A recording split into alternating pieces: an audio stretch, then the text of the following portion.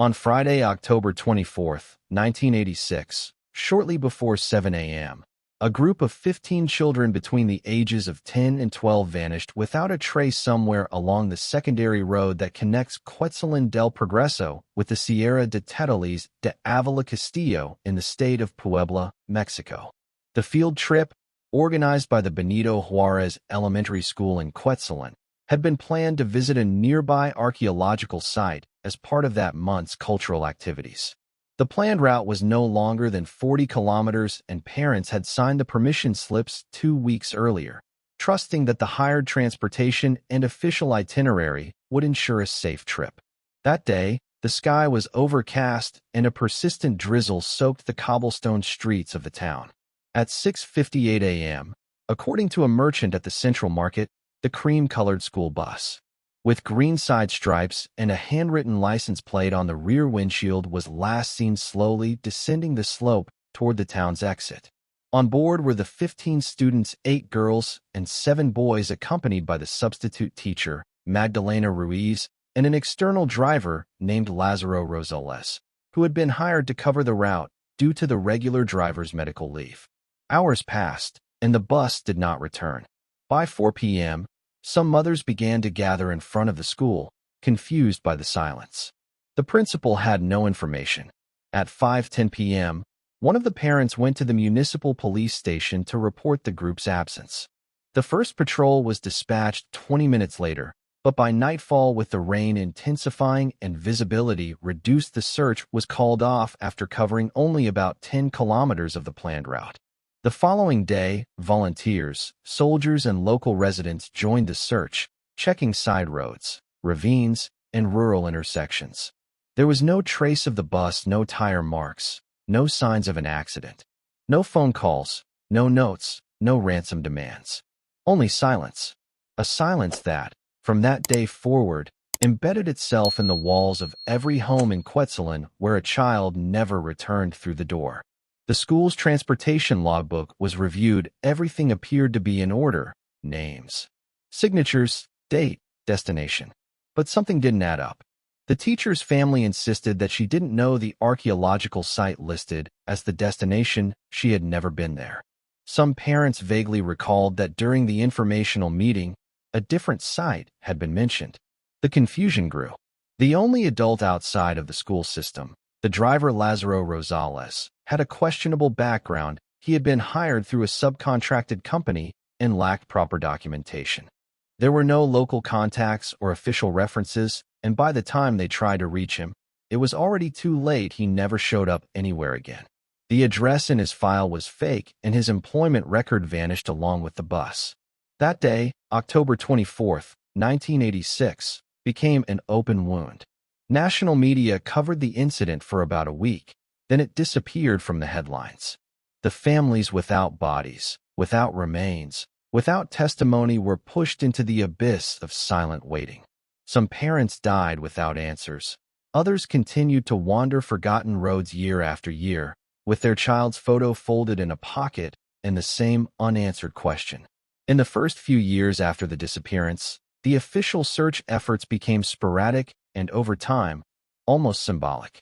Promises from state authorities to get to the bottom of the case faded amid changes in administration and files left unresolved.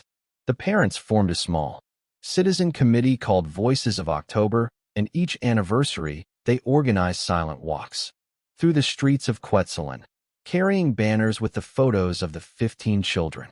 In each march, a row of candles preceded the names, read aloud, as if speaking them were a way to keep the earth from swallowing them entirely. The committee managed to obtain small bits of aid for years to continue the search: a backhoe donated by a Canadian organization, topographic maps provided by the Universidad de las Americas, even the support of a couple of researchers who believed the case might be connected to a human trafficking network active in the 1980s. But no lead ever panned out. In 1993, a Franciscan priest claimed to have seen the bus on a road near Zacapoaxtla, but when search teams were sent, they found nothing. In 2001, a capital newspaper published an article claiming one of the children had been located in Monterrey. It was false. In 2009, An anonymous call claimed the bus was submerged in an irrigation canal. Between Tlatlauquitepec and Haitamalco, the area was drained, but nothing was found. The list of false alarms grew like a macabre joke of fate, feeding frustration and weakening hope. By 2010, the Voices of October Committee had only 5 active members left. Of the original parents, only 3 remained. The rest had either died or moved away. Some families sold their homes and left the town, unable to live with the shadow. Others embraced silence as a form of resistance. The case was officially closed by the prosecutor's office in 1998, although a new digital file was reopened in 2012 as part of an initiative to review unresolved historical disappearances. It yielded no results. The evidence was minimal, the documents incomplete, and the accounts contradictory. In 2018, on the 32nd anniversary of the disappearance, a journalist from Puebla City published a feature titled The Phantom Bus of Quetzalén. The article, though well-written, revealed nothing new, just a reconstruction of already known facts, without new sources or solid hypotheses. Even so, the article circulated widely on social media and reignited the memory of those children whose trail had vanished between the wet asphalt and the folds of the mountains. And yet, the earth still held memories.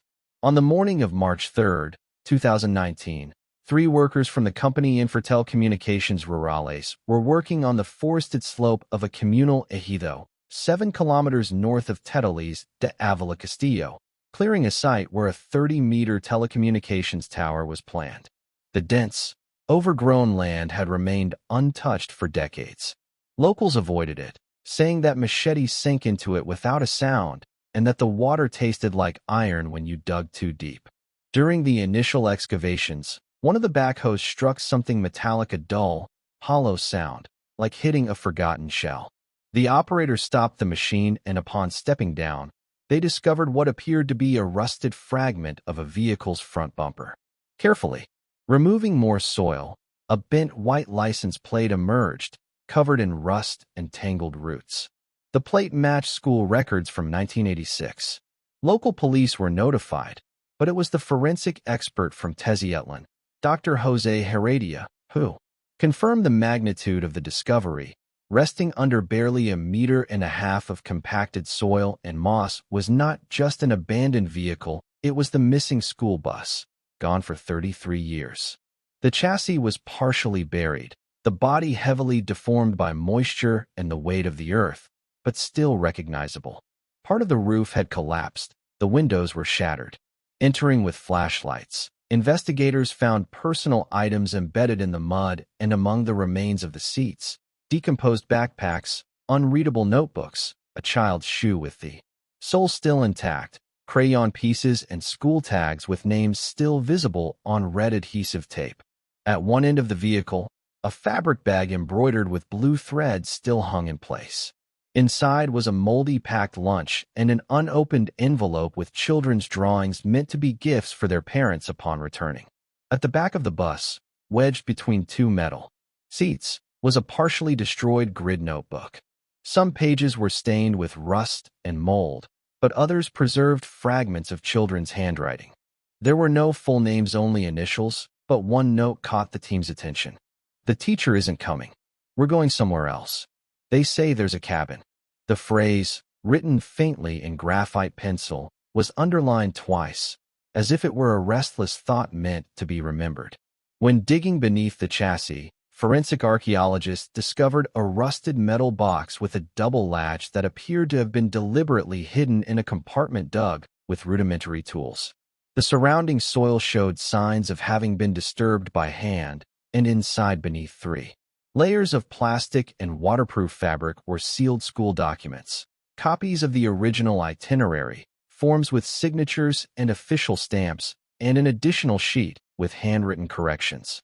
This sheet listed a new destination written in blue pen, Rancho El Cincental via Loma Alta.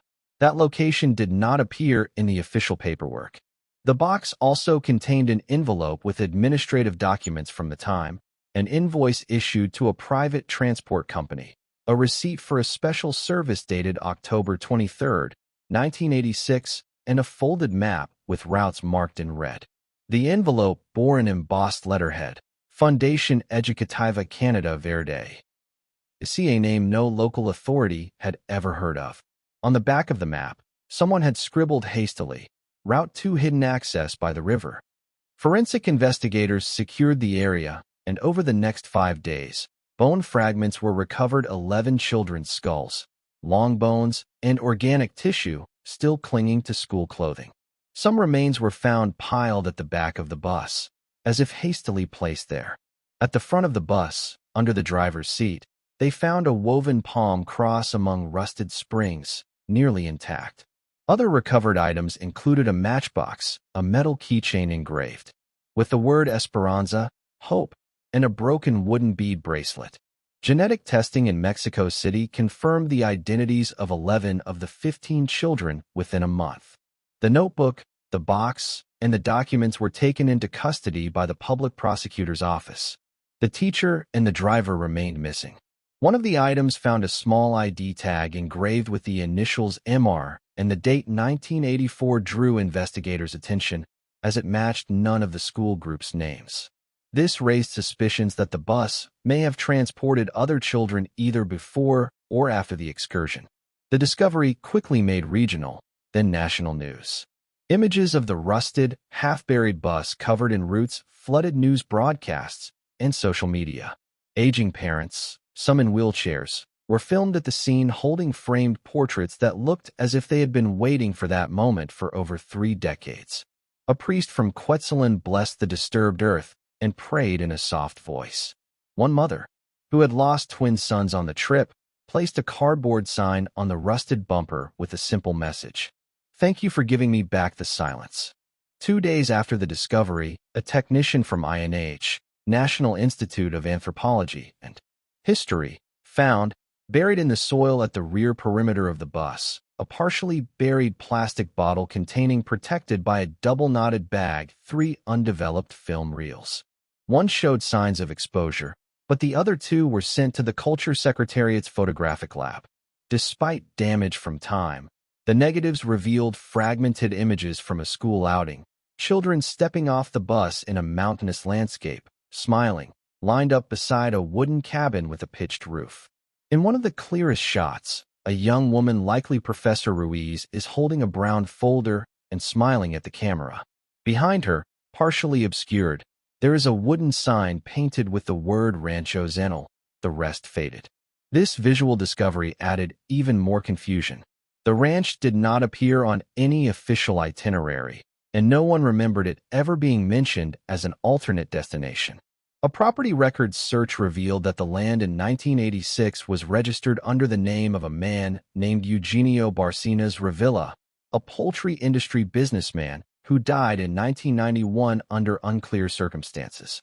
What raised further alarm was that in a report archived in the now-defunct Federal Directorate of Security, Barcenas was listed as a donor to the disappeared Fondation Educativa Canada Verde AC, which had previously been flagged for receiving funds from unverified sources and operating without official licenses. As the documentary box was further reviewed, new lines of investigation began to emerge. A forgotten 1987 report mentioned a vehicular accident that occurred 12 kilometers from the ranch, where an unlicensed cargo truck overturned in the early morning. The driver survived, but was never questioned. That same week, a now-retired rural roads worker voluntarily came forward to the prosecutor's office. With a trembling voice, he stated that the area had always been chained off, and that once, while passing by the ranch's borders with his crew, they heard children's voices and then nothing. A silence, he said, like a grave. During a second excavation, 300 meters from the bus, a hole was discovered covered with branches and dry leaves. Inside was a rolled-up tarp containing 2 girls' school uniforms, a dented canteen, and a partially decomposed white cardboard sign that appeared to have once been part of a banner. It read, "Thank you for bringing us, teacher." The scene was photographed and sealed by forensic experts. No human remains were found in that second pit, but there was a spiral of clues that raised more questions than answers. The discovery on March 3rd didn't just open a grave, it opened a moral archive that had been sealed with negligence, corruption, and cowardice. The rusted, root-covered bust became living proof of the passage of time and the silence imposed. And in that unearthed land where machetes made no sound and the water tasted of iron, what the country owed finally began to be written, a truth with names, dates, and bodies. On April 4th, 2019, exactly 1 month after the discovery of the bus, a special investigation unit for historic cases of child disappearance was created by state decree. It was composed of forensic anthropologists, criminal investigators, a legal team, a documentarian from the State General Archive, and a deputy prosecutor appointed directly by the governor. From the beginning, internal tensions were evident. Media pressure and national attention had placed the case at the center of public debate, and every misstep was amplified in newscasts, opinion columns, and social media.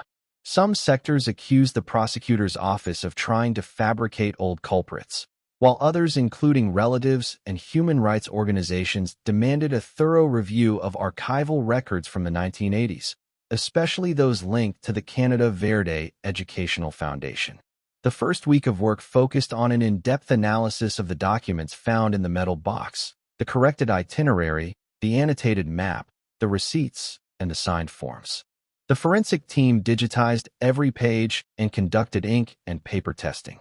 They determined that the handwritten correction of the destination was not made with the same pen as the rest of the document, and that the handwriting matched a masculine calligraphic style.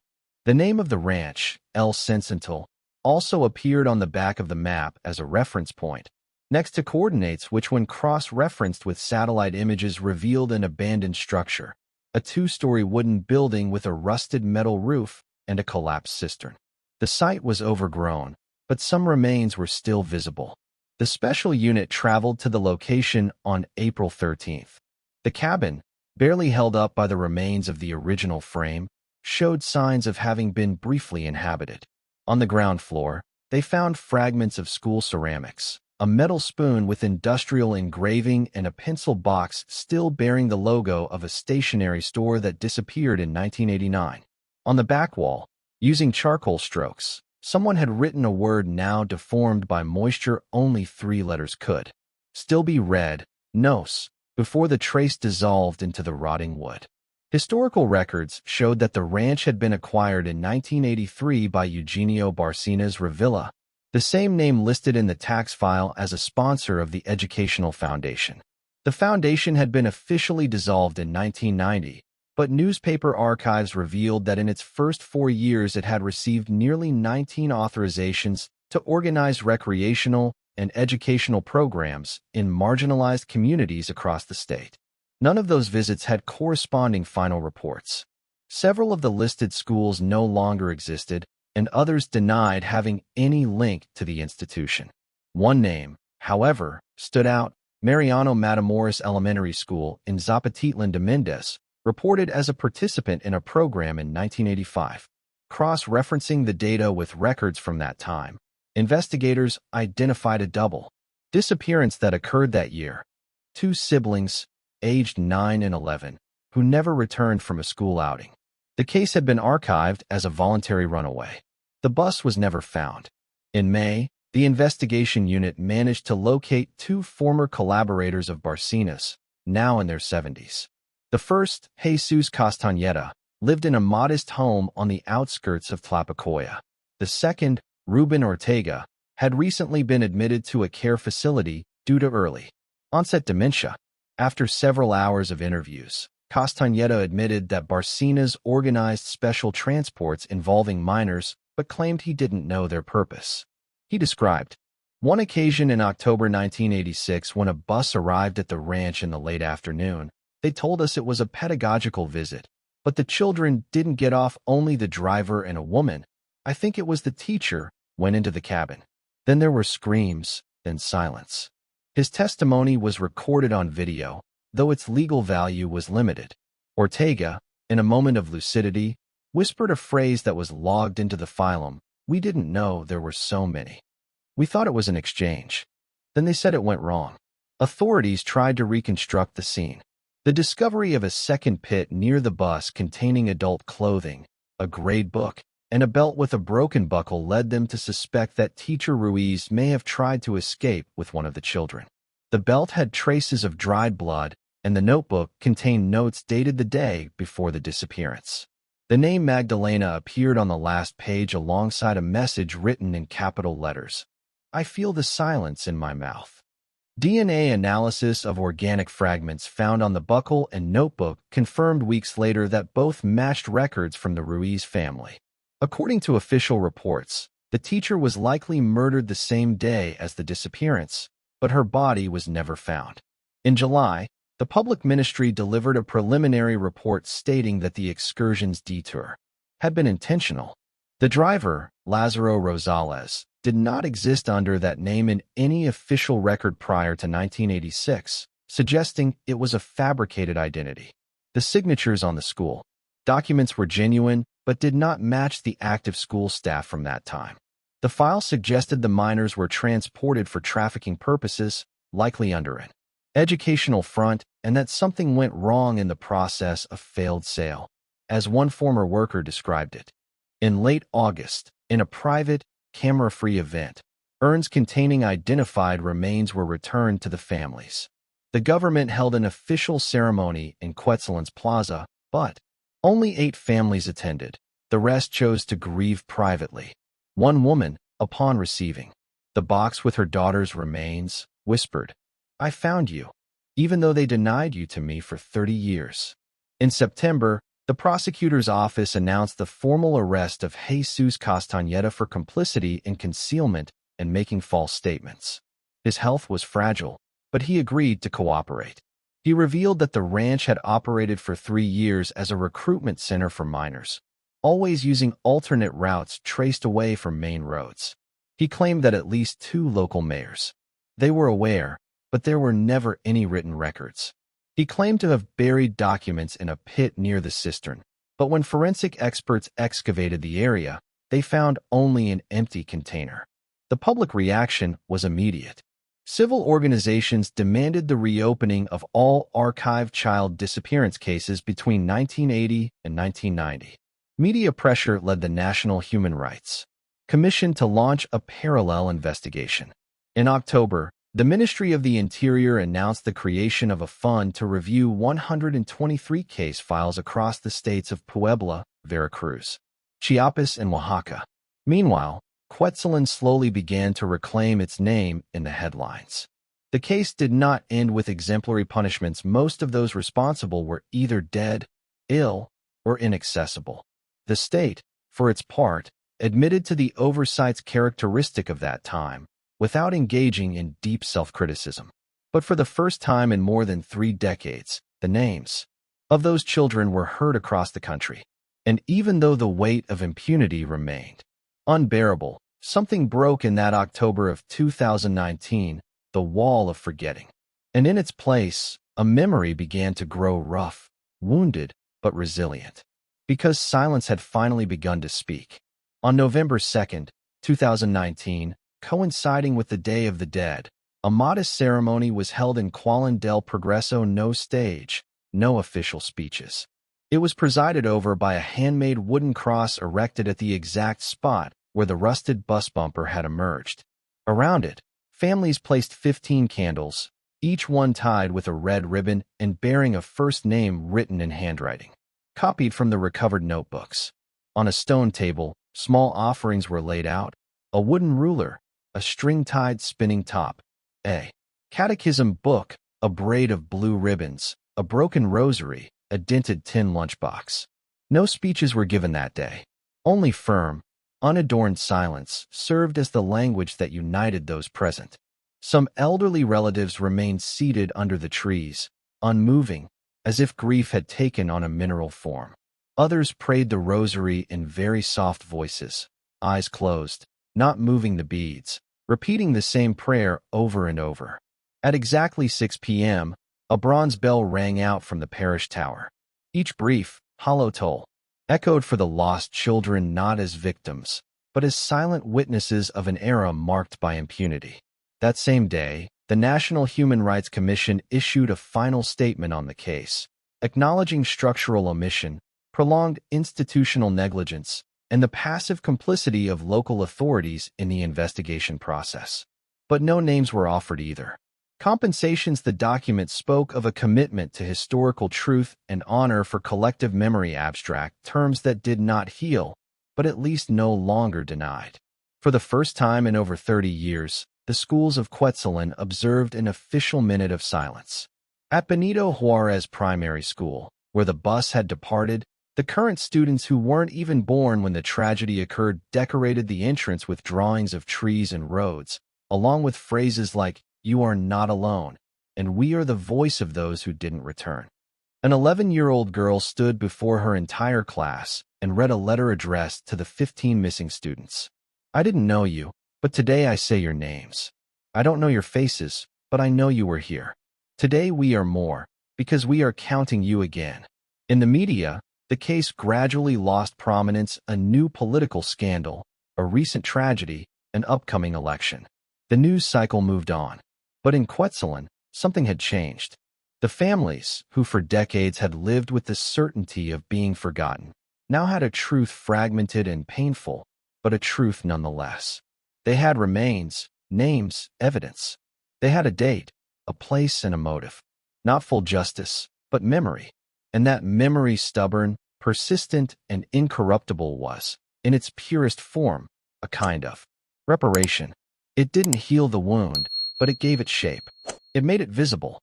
Because the most devastating thing hadn't been the death, it had been the silence.